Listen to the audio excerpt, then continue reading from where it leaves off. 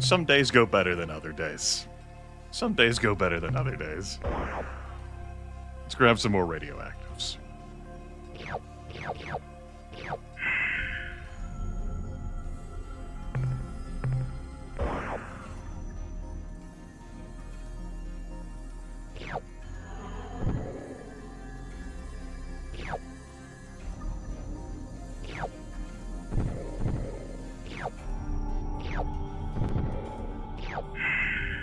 I should have just left that orb there since I was going to do one more landing anyway. Spend the 1.2 fuel. That way I wouldn't have to throw any radioactives out into the harbor. See if I can reach this world. Okay. Oh, we have a satellite to hop in first. I'm not impressed.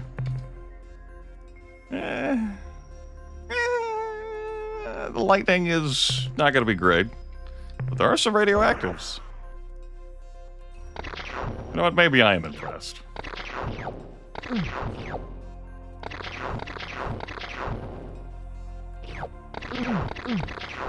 Okay, fine. No, it's cool. Why am I still on this planet? Probably because I still might be a little on tilt. Why am I the one commanding this planet landing? Put the rest of the corrosives in. We're already full up. Okay. Good. Good. Do it again. It's pretty cheap to land on this planet. Never mind the lightning. I'll do a big drive.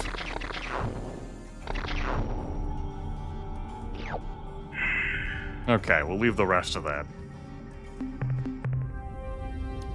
Now, finally... Doesn't look like there's any defenders. But, as it turns out, there are limitless defenders.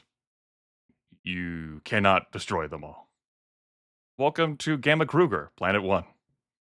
Welcome to the Pakunk. What?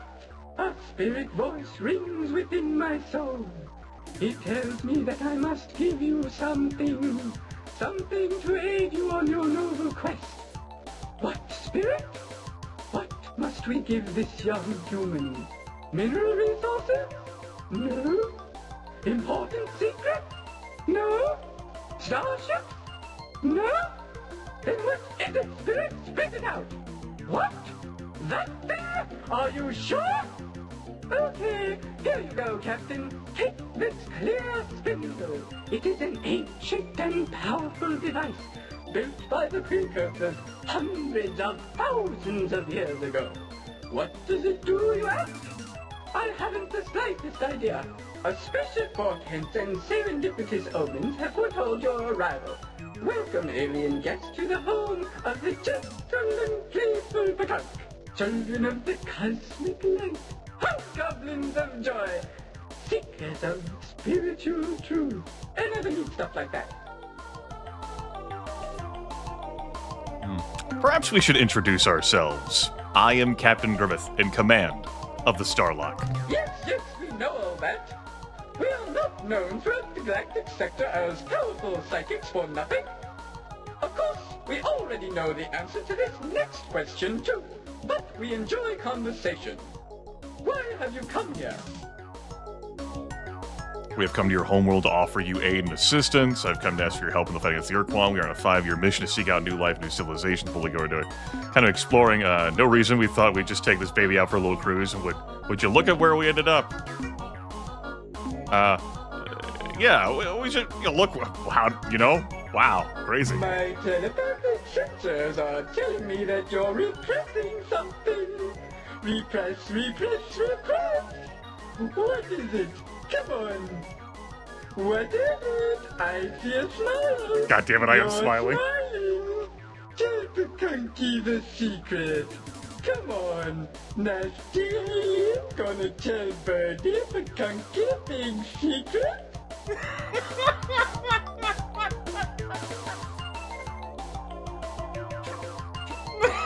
Damn it. Stupid Toucant got me.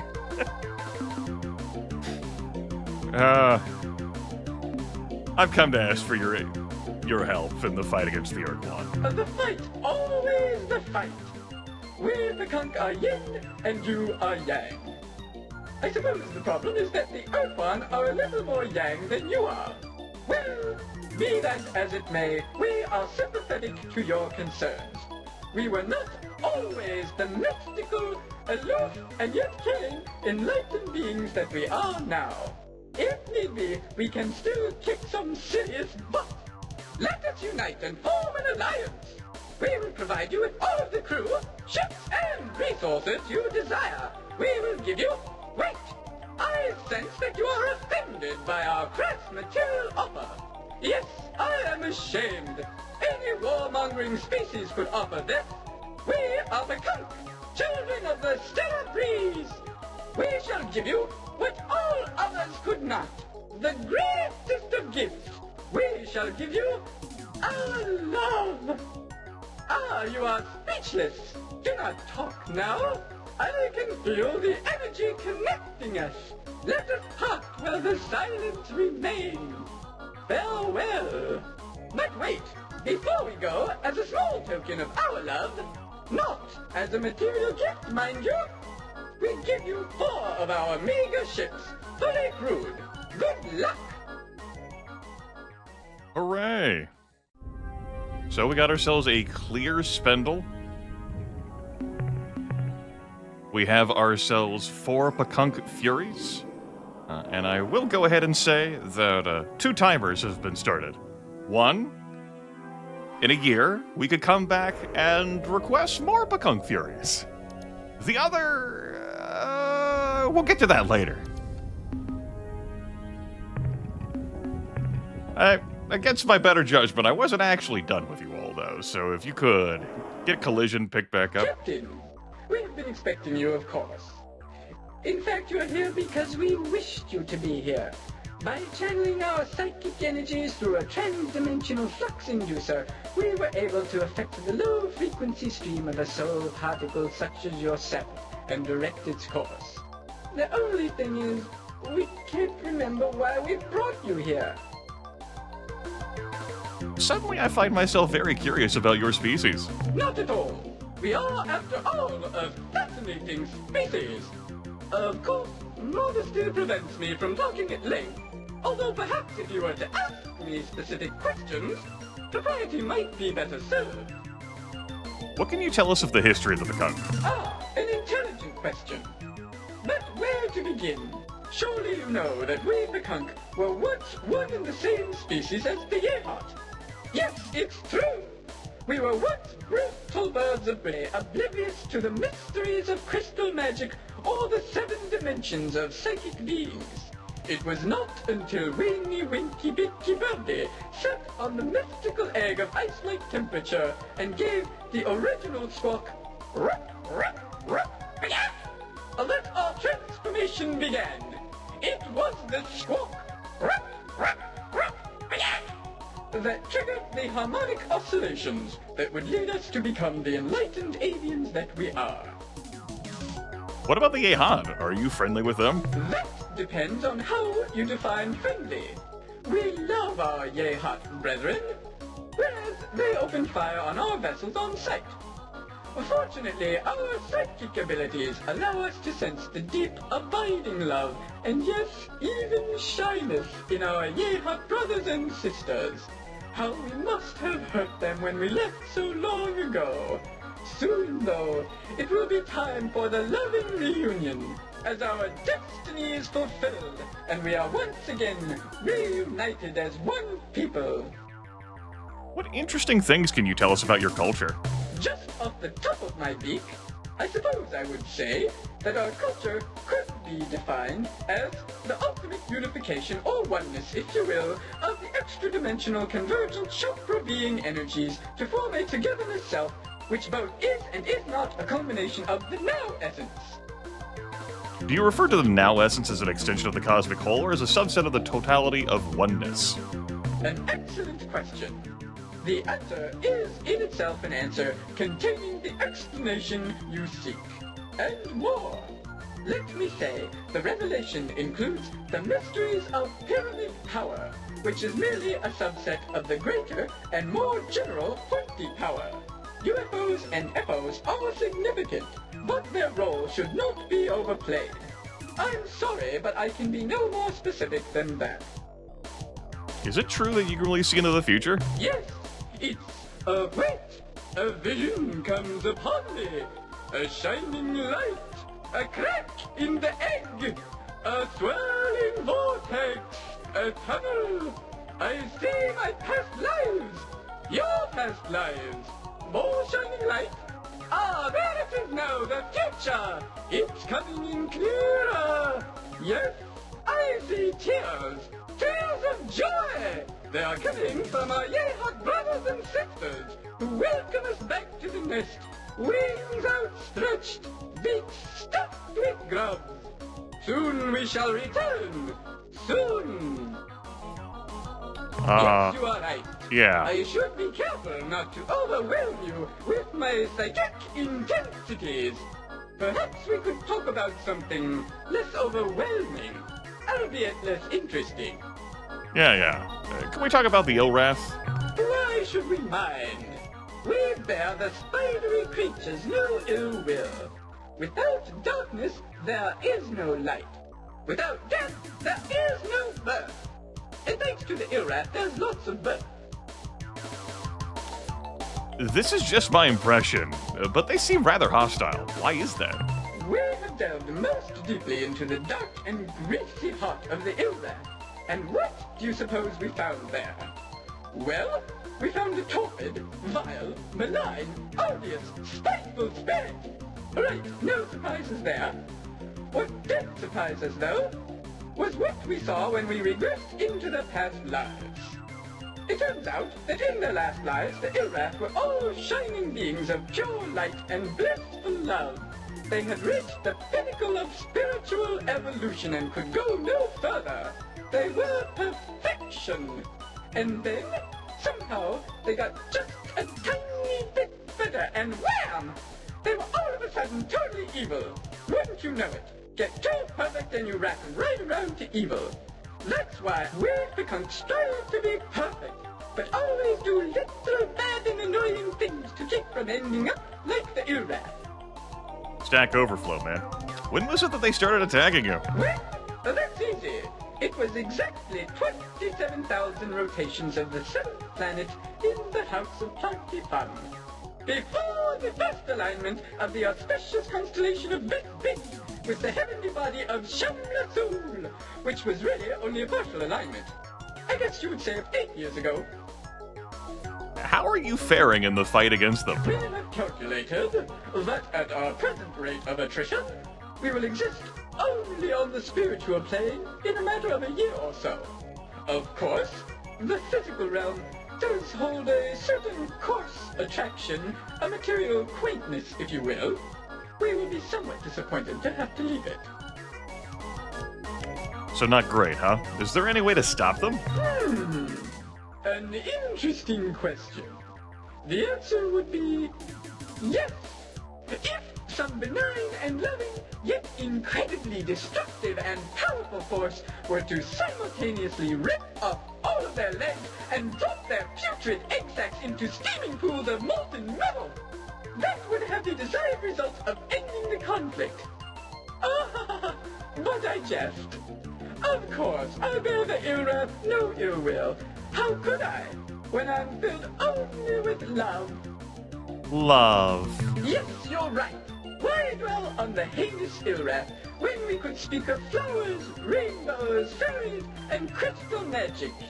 Did you know, for example, that there is an invisible fairy spirit at this moment sitting on your head and making humorous faces at me?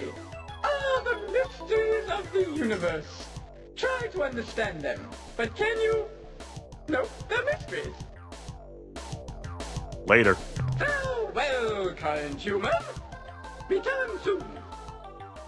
I'll think about it. Okay. Well, that's the end of that interaction. We have 29 fuel, some of which we might spend in quirks and circumstances. We're going to need 15 of it to get back to Sol. That's going to leave us with some to play around with. I figure I'll go ahead and hit up Theta Gickless on my way back. Depending on my fuel situation, I may also stop by Data Centauri. I mean, it is on the way back. And then we'll go to Sol. In this video whose length I am completely, entirely uncertain of now. Yeah, okay. Let's, how about I just see you when we get there? Barring random encounter interruptions that are probably the Pekunk. Welcome to Theta Gickless, Planet 4. Whoop-de-dee and Charlie-Bazoo! What a good day I am having! First, my nestmate surprises me with extra fat and spicy grubs for early meal. Then I am complimented on my fine display of ceremonial tongues. To top it off, I encounter the human friend, loved by all Pekunk. Can things get any better? What's news? Vague omens and mysterious portents, tangled webs of fate, intertwined with the branches of destiny, blown by the capricious winds of happenstance. News, actually there is some news. It just so happens that it has come to our attention. Hey, you've already given us this news. Kazon, the two gods of the ill may actually be a hoax. You bastard. Know who this hoax would have been. Seem to be having a little trouble defeating the Ur-Quan hierarchy. Do you have any helpful advice for me? Well, not advice exactly, but I can offer you plenty of moral support. Also, I can tell you about another dream. Yes, perhaps I will tell you about my dream. Great. In this dream, there was a small creature, fragile and weak. Above it loomed a much larger creature, dark and foreboding. The large creature was preparing to take the smaller one into its slavering jaws, when the little one looked up and said, "Hold, why do you do this? What you are doing is wrong." This made the large creature pause, while it pondered the question. Then I woke up, and I'm not sure if the little creature got in or not. Come to think of it, it really wasn't much of a dream. I would have much preferred Octi Birdie's dream. Anyway, just thought I would tell you about that. That's actually helpful advice. I've always wanted my fortune told. Would you mind? Not at all. You are an open book to me. Ah, how quaint your little life is. So refreshing. Anyway, I see in your future that you will be jumping across the galaxy through dimensional doorways which are at your beck and call. This ability you shall receive from a mysterious and yet somehow I sense lovable alien race called the Arilu Lande, or Laliu Arile, or Lupilu Happy Day, or something like that. Also, I sense that you will have 14 children and die at an early age. How early is early? I had to get to work. Also helpful advice. The first part of that. The Pekunk truly are powerful psychics.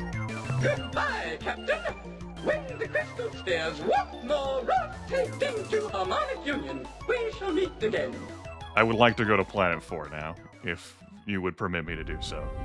Thank you. What's going on here at this super dense world? Yeah, you bio life forms can keep your tectonics class 6. I'm just not feeling it. Just not feeling it. Another water world. What you got?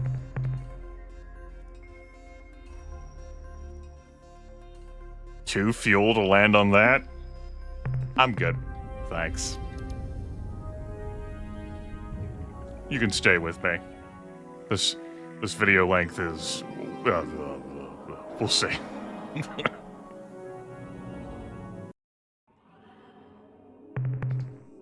Really didn't want to break an hour.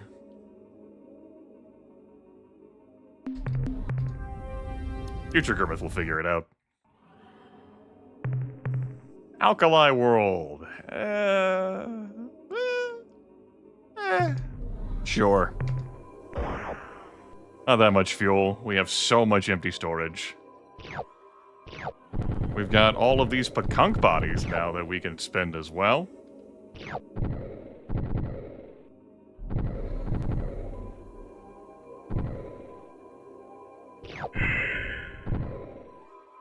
Grab some stuff and get going. To this world. To see this infrared world. Which, Class 3 weather, Class 5 tectonics. Look, man, I don't... Look, I would like to collect biodata at some point. I'm just not feeling it right now. It has been an adventure for me today. Both in game and in real life. Cinnamon World. I want to spend 0.8 fuel on that. No, I don't. Planet 1, reveal your secrets. This maroon world. Looks at gravity, frowns. No.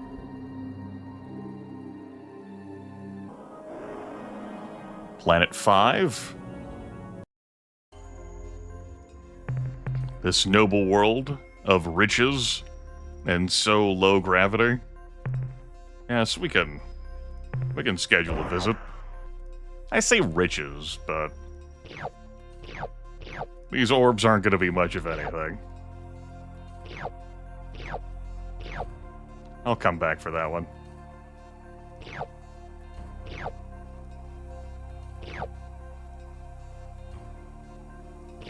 Scoop up the rest of these noble gases, such as they are. And finally, this common junk at the end. And we're working on a fill-in storage bay number 6. So there is that. Hooray!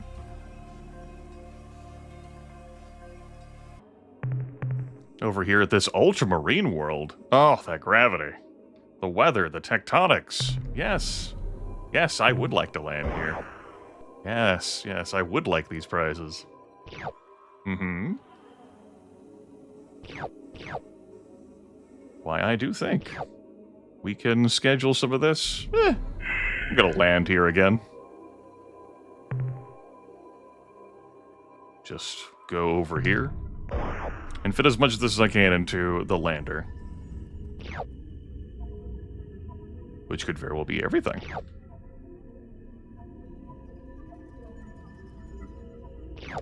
Good. Way to practice those driver's ed skills by driving around the orb, Grimith. And another ultramarine world, a little bit of risk on this one with Class 3 tectonics. I believe this is the final world in Theta Gickless. Let's get looting.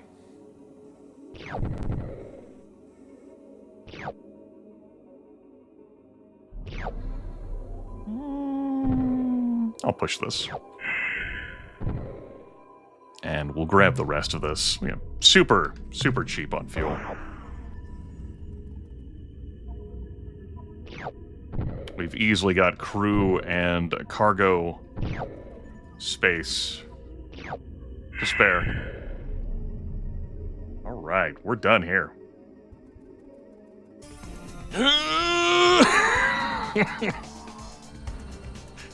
We are also in the Ilras sphere of influence. I've put in some good simulator time on Spathia Looter versus Ilrath Avenger. Still, this has been a video, and we just gotta keep it moving, okay? How much more fuel am I gonna need to get to Sol? Okay, that's about how much fuel I have to play with, huh? Okay, very good. Planet 5, you are the first contestant here.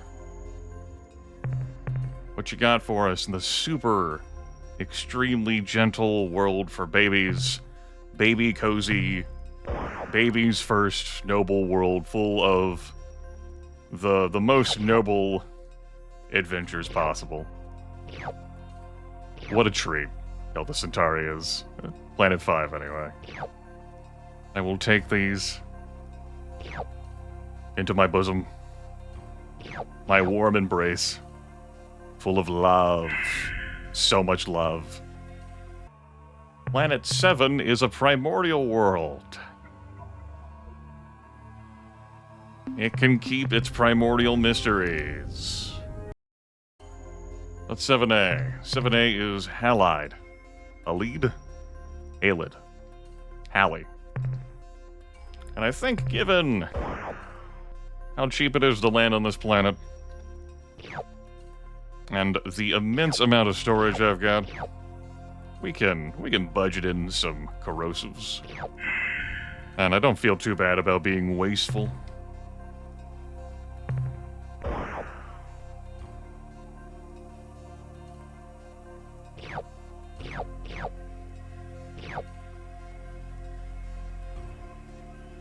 We'll leave the rest of it, though.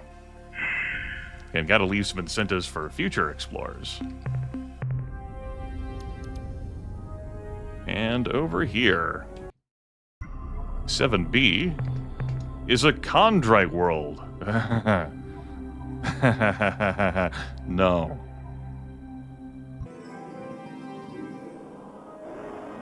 This damn shadow of a planet out here. Difficult for me to spot. A super dense world. Well, at least I spotted it, I guess. Woo! What do we have here at Planet 2? Planet 2 is Xenolithic. That's a lot of fuel. Hold that thought. We might be back for that. But I saw this radioactive world in orbit and was like, that's more worth my fuel. Also, How about we just land down here and see how things go? Oh no. Okay.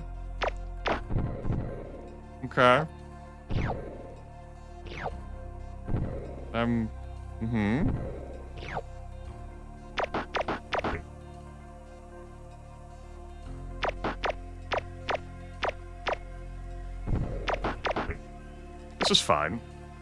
This is fine. I'm happy. Never been more thrilled in my life.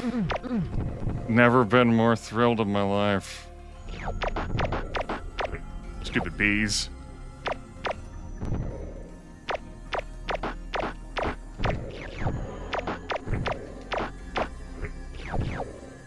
Woo! Whew. Did not remember how valuable those things were. Okay. Keep in mind, there's only so much biodata we can store at a time in the lander as well. So, want to make sure we don't squander that. Squints at Earthquake. Tries not to destroy radioactives. There's a whole lot happening here, and honestly, I'm kind of okay with it.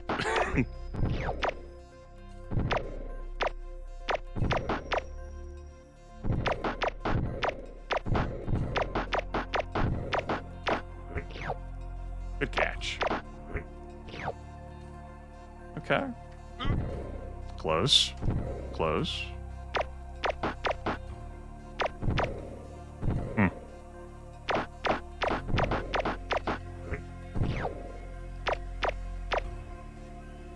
It's alright, I'll become a better shot eventually, you know, just give it time.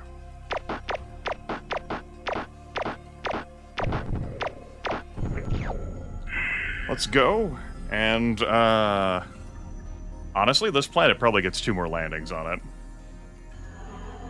If not 3. How far is Sol? 4.8 fuel? Okay. I'm willing to spend even more fuel here, for sure.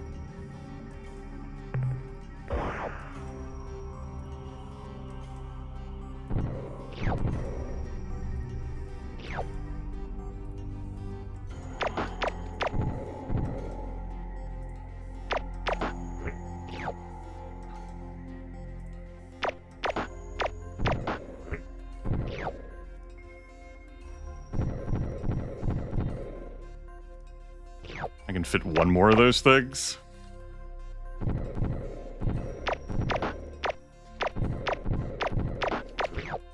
And then I'll just stock up on that. And then there will be one more landing. Yeah, I made the right call holding off on landing on 2. Because 2A got the goods. Now I have to catch the rest of the goods. But I might be able to do that. It will take me some time, though.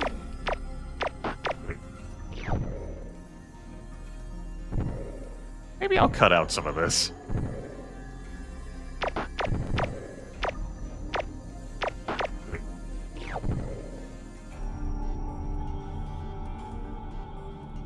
Don't you run from me! You know how long this video is already? Get fucking back here!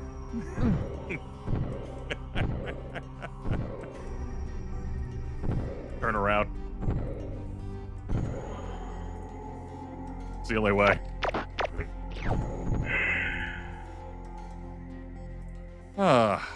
Alright. That happened. Planet 4.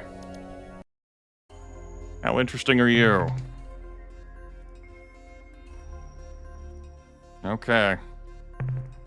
It's pretty good. You got radioactives on you. You're pretty cheap to land on.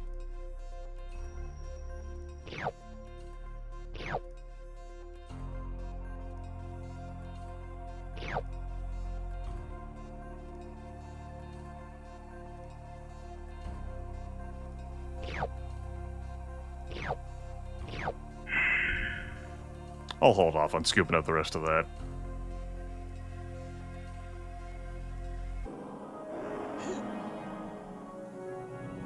Planet 1! What do we win? Cyanic World. I love how I left the corrosives behind, but now I'm like, I'm here. It's barely any fuel. I have so much cargo space. Touchdown.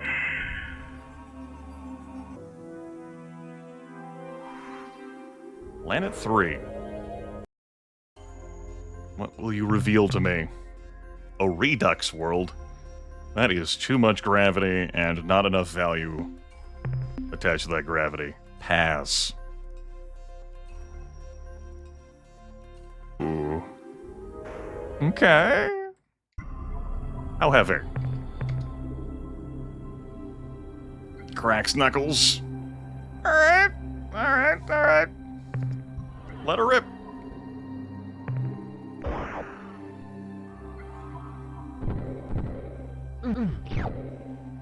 Not into my crew, though.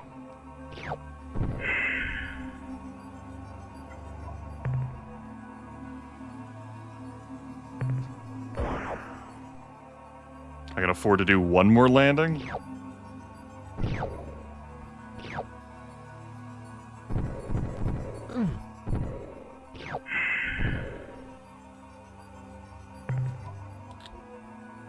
Yeah, okay.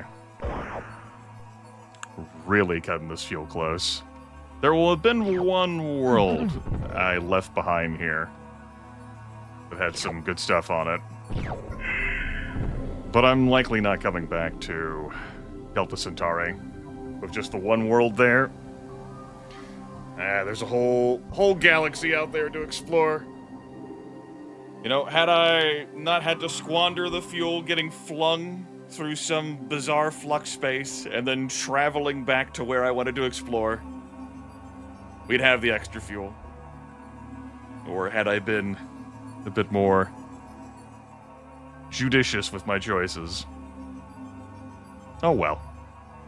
So it goes. At least we get to return with so many living crew members. Yeah! Let's head back to Sol, man. Yeah, I'd say we spent this fuel. No wiggle room to escape from any encounters. Thankfully, the flagship, the Starlock, incredibly swift. They're returning in mid-June. Look at that. Look at that fuel remaining. Hell yeah. Beautiful. Got thrown off there by the camera. Remember, real space does not consume any fuel. Oh, I finally made it back. This video. Welcome back, Captain. By the way, I thought you should know, we are being bathed in a broad beam hyperwave transmission from the direction of the Rigel star system. Due to the broadcast wide dispersion, we cannot discern its content. Rigel star system? That's cool. That's future problems. I have minerals to offload, buddy.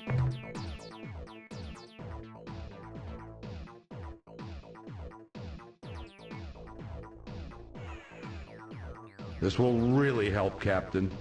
Yeah. Can your scientists analyze what I've acquired since my last visit? The analysis reads as follows. Subject, clear spindle device. Data, the object in question has no clear use or means of activation, but does have superconductive characteristics between 18 and 22 degrees centigrade. We suspect that it is of precursor manufacture, but we cannot be certain without extended study. Summary, in all likelihood, this object is part of a larger device whose capabilities remain unknown. That's the end of our scientist's report. I'm going to bed now, Commander. Return soon, Captain. We'll fucking see. Take care, everyone.